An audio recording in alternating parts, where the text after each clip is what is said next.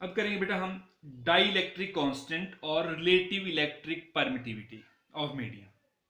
हमें पता है बेटा कि जब भी दो चार्जेस हैं, एक चार्ज Q1 है, दूसरा चार्ज Q2 है, और उनको किसी डिस्टेंस पे रखा हुआ है, R डिस्टेंस पे मान लो, इन वैक्यूम, तो जो फोर्स होती है बिटवीन टू चार्जेस वो कुलम्स लाने के अकॉर्डिंग कितनी होती है, F is equal to 1/4πε0 Q1 into Q2 upon R square होती है।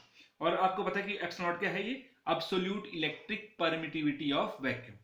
तो वैक्यूम के लिए जो फोर्स है हमने उसको पैरों में ये जीरो लगा दिया, F0 बोलते हैं कि ये जो फोर्स है कि चार्जेस को कहां पर रखा हुआ है, वैक्यूम में, तो हमने उसके लिए सिंबॉलिकल रिप्रेजेंट करने के लिए यूज कर दिया F0। अगर इन्हीं चार्जेस को बेटा हम, ये जो चार्जेस हैं इनके बीच में जो एयर है, वैक्यूम है, उसको हम रिप्लेस करके कोई मीडियम रख दें, तो इन दोनों के बीच में जो फोर्स है वो कितनी होगी, इतनी आ जाएगी बेटा। Force between the same charges at same distance apart कितनी बन जाएगी, इतनी आ जाएगी। और उसको हम सिंबॉलिकली, है तो फोर्स ही, लेकिन मीडियम दोनों के बीच में जो मीडियम क्या बोलते हैं स्पेस था, उसको हमने किसी और मीडियम से रिप्लेस कर दिया है, तो वो 4 FM से रिप्रेजेंट कर रहे हैं। FM 1/4πε Q1 Q2 upon R square. पहले एप्सिलॉन नॉट था, अब कितना आ गया एप्सिलॉन। ये जो एप्सिलॉन है this is the absolute electric permittivity of medium. अब ये वैक्यूम की नहीं है, ये मीडियम की परमिटिविटी है, इलेक्ट्रिक परमिटिविटी। तो अब जो पहले वाली इक्वेशन है उसको दूसरी इक्वेशन से हमने डिवाइड कर दिया, ऑन डिवाइडिंग 1/2 F0 को FM से डिवाइड किया। जब इन दोनों को डिवाइड करेंगे बेटा तो ये बाकी चीजें कैंसिल हो जाएंगे, सिर्फ ये बचेगा 1 अपॉन एप्सिलॉन नॉट और बटे में अपॉन 1 अपॉन एप्सिलॉन नॉट। तो जब इनको रीअरेंज करेंगे तो इतना आ जाएगा epsilon upon epsilon.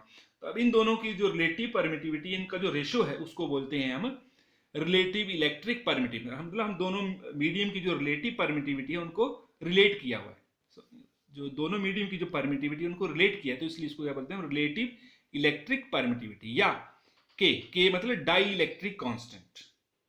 Epsilon R होता है relative electric permittivity of medium, और इसी को बोल देते हैं बेटा हम डाई इलेक्ट्रिक कांस्टेंट, जिसको हम के से रिप्रेजेंट करते हैं।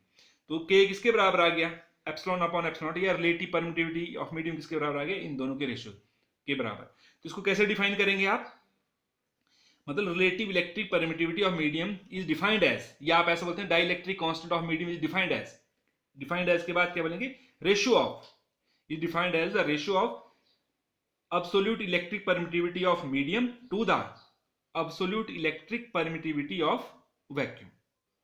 क्लियर।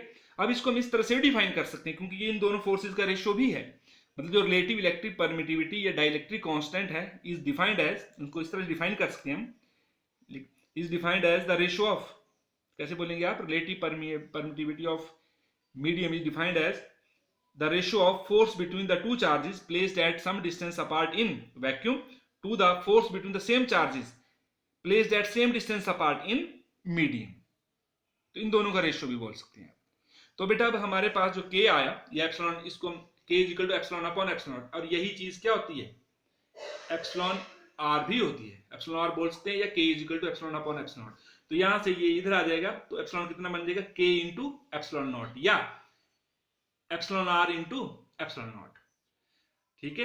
अब बेटा हमें पता है जो फोर्स होती है मीडियम में, मैं यहां लिख रहा हूं कितनी होती है, 1/4π epsilon Q1 into Q2 upon R square. अब हमें पता है एप्सिलॉन कितना आ गया है, या ये भर सकते हैं या ये भर सकते हैं, क्योंकि दोनों एप्सिलॉन और एप्सिलॉन के सेम है।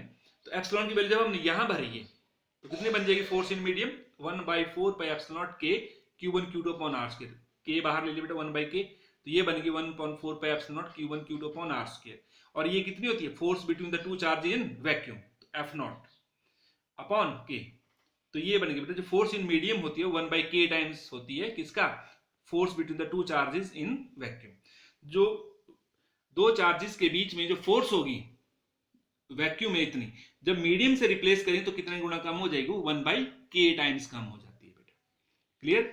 अब बेटा ध्यान देना है, जो ये k की वैल्यू होती है, जैसे माइका है उसके लिए होती है बेटा ये 3 to 6, इनके बीच में होती है ये कुछ भी। तो जब मान लो k जो है उस 3 है, सपोज करो जो माइका है उसके लिए k 3 है, जो फोर्स है बिटवीन टू चार्जेस वो कितनी है, मान लो 30 न्यूटन है, लेकिन कहां पर, इन वैक्यूम। दो चार्जेस हैं उनके बीच में फोर्स कितनी है, 30 न्यूटन है। इन जब वैक्यूम में है तो। अब उन चार्जेस को उनके जो बीच वाला मीडियम उसको रिप्लेस कर दे किससे, माइका से, तो फोर्स कितनी कम हो जाएगी, 1/k टाइम्स, ये एफ नॉट फोर्स है, तो फोर्स कितनी हो जाएगी मीडियम में 30/3 कितनी हो जाएगी 10 न्यूटन। क्लियर। जैसे बेटा जो वाटर होता है उसका जो डाइलेक्ट्रिक कांस्टेंट था वो 81 टाइम्स होता है, 81 टाइम्स।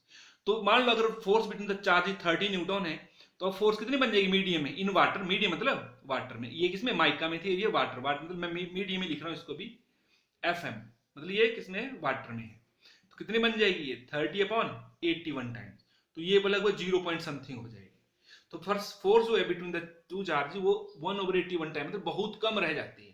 तभी तो जो वाटर होता है, शुगर होती है, वो किसमें, पानी में घुल जाती है, क्योंकि जो उनके जो मॉलिक्यूल्स के बीच में जो फोर्सेज होती है वो कितने गुना कम हो जाती हैं, जो इलेक्ट्रिक फोर्स उनमें 1/81 टाइम्स होती है।